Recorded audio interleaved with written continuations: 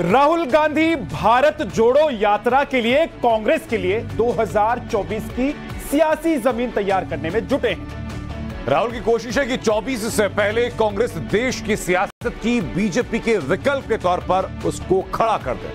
हरियाणा में एक press conference में राहुल ने कहा कि कांग्रेस तपस्या करने वालों की पार्टी है, जबकि बीजेपी पुजारियों की पार्टी। उन्होंने कहा कि देश तपस्वियों का है, पुजारियों को नहीं।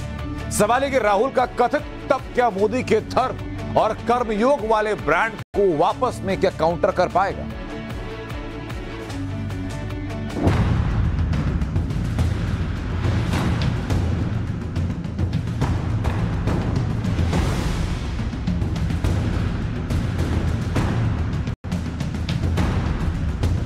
हमारा संगठन तपस्या का है, वो पूजा का संगठन है।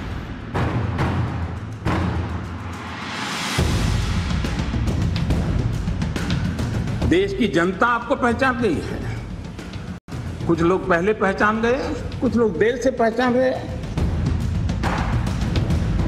हमारा संगठन तपस्या का है, और अगर हमारे संगठन में कमी है तो तपस्या की कमी थी, और उस यात्रा ने इसको क्लियर कर दिया है कि यह तपस्या का संगठन है, वो पूजा का संगठन है। उनका वो काम है, हमारा ये काम है।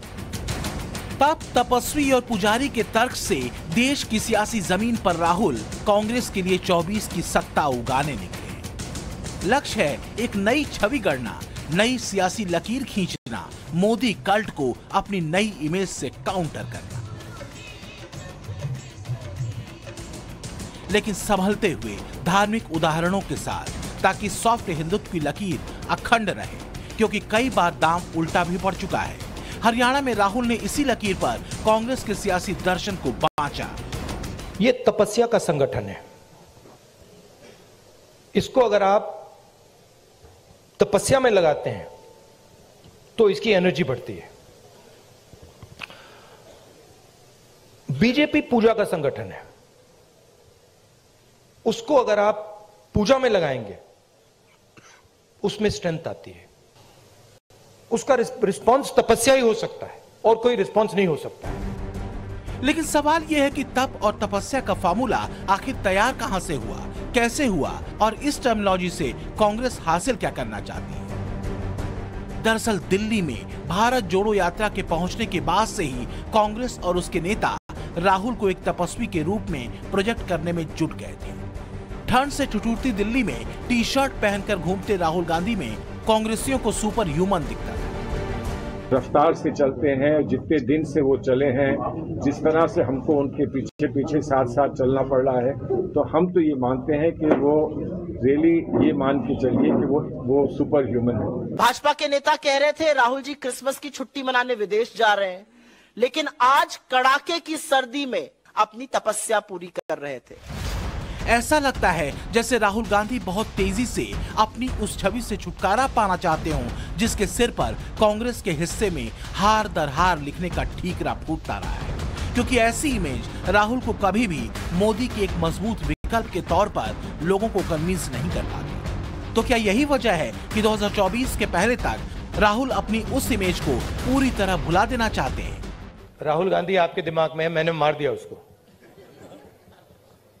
वो है ही नहीं, मेरे माइंड में है ही नहीं। गया, वो गया।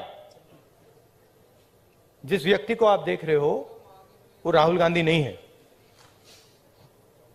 वो आपको दिख रहा है। बात नहीं समझे आप? हिंदू धर्म को पढ़ो, थोड़ा शिव जी को पढ़ो, समझ आ जाएगी बात।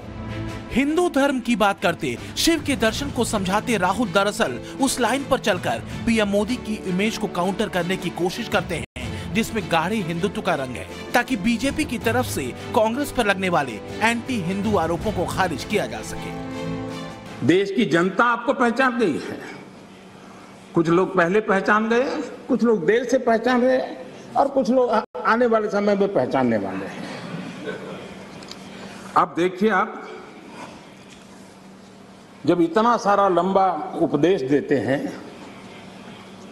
तब भूल जाते हैं 50 साल तक कभी आपने भी देश में यहां बैठने का सौभाग्य प्राप्त किया था।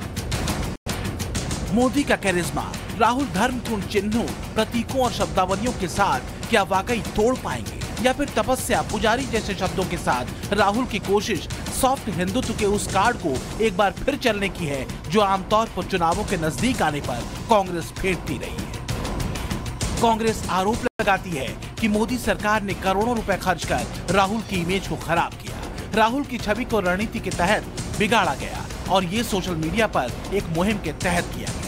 क्योंकि पूरा सत्ता का जोर लगाया गया, सरकार ने 1000 करोड़ रुपए खर्चे इनकी छवि को खराब करने के लिए, लेकिन ये सच्चाई से पीछे हटे नहीं। इन पे एजेंसियां लगाई गई, ये डरे नहीं, योद्धा हैं। तो तपस्वी कांग्रेसियों ने राहुल गांधी की नई इमेज बनाने में तमाम उपमाएं गढ़ डाली। किसी ने राहुल को सुपर ह्यूमन कहा, किसी ने तपस्वी कहकर पुकारा, किसी ने कहा योगी हैं, तो सलमान खुर्शीद जैसे वरिष्ठ नेताओं को तो राहुल में राम तक दिख गए। तो क्या कांग्रेसियों के ये पूजा के मंत्र नहीं थे? ये एक तपस्वी को तमाम कांग्रेसी तपस्वियों की तरफ से दी गई उपाधियां थी।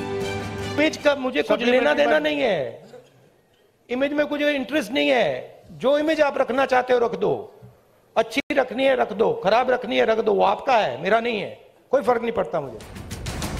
एक तरफ लोकतंत्र में मोदी का कर्म योग है, जो कर्म की कसौटी पर 2 बार बम्पर धमक के साथ सत्ता तक पहुंचा, तो दूसरी तरफ तपस्वी राहुल का सत्ता के लिए किया जाने वाला योग है। सवाल है 2024 के घमासान का, लेकिन सच यह है कि छवियां कभी भूली नहीं जाती, खासकर राजनीति में तो कतई नहीं। न नई छवि गढ़कर मैदान मारा जा सकता है, न पुरानी छोड़कर। मोदी वाइब्रेंट गुजरात के सफल ब्रांड की छवि के साथ 14 के मैदान में उतरे थे, जबकि 24 के मैदान में उतरने से पहले राहुल के पास फिलहाल तपस्या, तप और पुजारी जैसी शब्दावलियां हैं और बस मोदी विरोध का विजन।